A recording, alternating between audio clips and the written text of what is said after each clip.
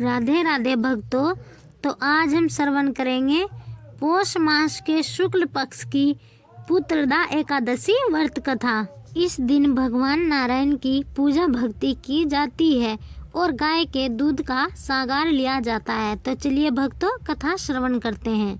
युधिष्ठिर बोले, हे कृष्ण, आपने सुंदर सफला एकादशी का वर्णन किया।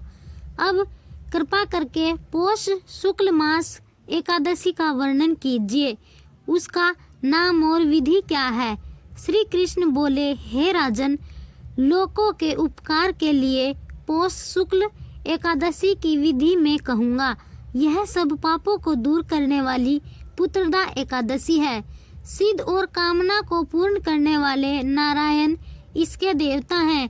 चर अचर तीनों लोकों में इससे श्रेष्ठ और नहीं। पापों को हरने वाली कथा को मैं कहूँगा, तुम सुनो। भरदावली नाम की पुरी थी। वहाँ सुकेतुमान नाम का राजा था। उसकी सेवैया नाम की प्रसिद्ध रानी थी। वह राजा पुत्रहीन था। बहुत दिनों तक राजा चिंतन में लगा रहा, परंतु पुत्र नहीं हुआ। मैं क्या करूं? कहाँ जाऊं? संतान की प्राप्ति कैसे हो? सुकेतुमान को राज्य और पुर में कहीं भी सुख नहीं मिलता था। अपनी सेवैया रानी के साथ प्रतिदिन दुखी रहता था। वे दोनों राजा व रानी चिंता और शोक में मग्न रहते थे। वह मन में निराश हो गया। पुत्रहीन मनुष्य के जन्म का फल नहीं है। बिना पुत्र के घर सूना रहता है और सदा हृदय दुखी रहता है। पुत्र के बिना पितृश्वर देवता और मनुष्य के ऋण से नहीं छूटता। इसलिए मनुष्य को प्रयत्न करके पुत्र उत्पन्न करना चाहिए। जिसके घर में पुत्र है उसका इस लोक में यश होता है, परलोक में अक्षोगति होती है। जिन पुण्यात्माओं को सैकड़ों जन्म का पुण्य होता है उनके ही पुत्र और पौत्र होते हैं। पुण्य भगवान की भक्ति के बिना धन और विद्या नहीं मिलती। यह मेरा सिद्धांत है। इस प्रकार राजा दिन रात चिंता में मग्न रहता था। फिर सुकेतुमान ने आत्महत्या का विचार किया, परंतु उसने परलोक में दुर्गति समझकर वह विचार छोड़ दिया। संतान के अभाव से अपने शरीर को दुर्बल देखकर अपनी बुद्धि से अपना हित सोचकर घोड़े पर बैठकर राजा घोर वन में चला गया। पुरोहित आदि किसी को यह मालूम नहीं हुआ। वन में इधर उधर भ्रमता हुई चिंता करने लगा कि मैंने ऐसा कौन सा बुरा काम किया जिससे ऐसा दुख मिला। मैंने यज्ञ और पूजा से देवताओं को संतुष्ट किया, मिष्ठान भोजन तथा दक्षिणा देकर ब्राह्मणों को संतुष्ट किया, समयानुसार प्रजा का पुत्र की तरह पालन किया। यह सब करने पर भी मुझको ऐसा कठिन दुख क्यों मिला?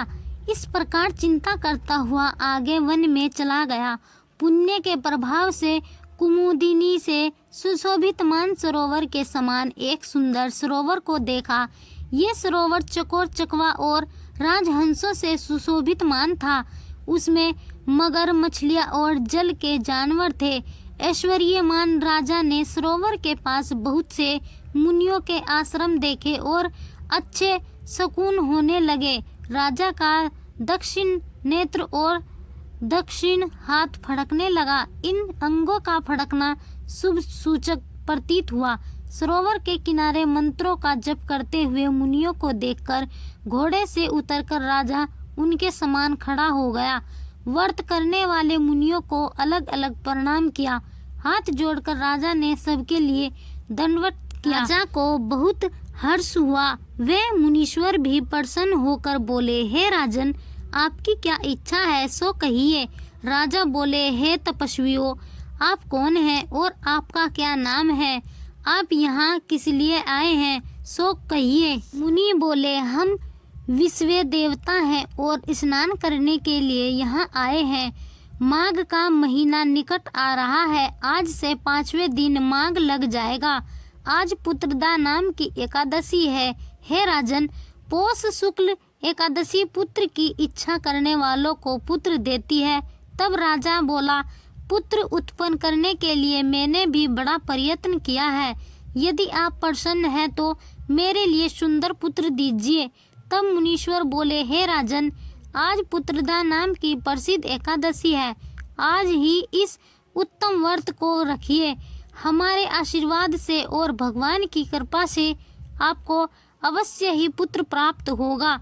इस प्रकार उनकी आज्ञा से राजा ने पुत्रदा एकादशी का उत्तम व्रत किया। एकादशी में पारण करके मुनियों को बारंबार प्रणाम करके राजा अपने घर पर आ गया। रानी की गर्भ स्थिति को गई। व्रत के प्रभाव से समय पर तेजस्वी और पुण्यात्मा पुत्र पैदा हुआ। वह बालक पिता को प्रसन्न रखता था। फिर वह गद्दी पर बैठकर प्रजा का पालन करने लगा। हे राजन, इसीलिए पुत्रदा एकादशी का व्रत करना चाहिए। इस पुत्रदा के व्रत को जो मनुष्य करते हैं वे मनुष्य इस लोक में पुत्र को प्राप्त करके मरने पर स्वर्ग को जाते हैं। तो भक्तों, यह थी पुत्रदा एकादशी व्रत कथा। षठतिला एकादशी व्रत कथा श्रवण करने के लिए हमारा YouTube चैनल सब्सक्राइब जरूर करें। राधे राधे।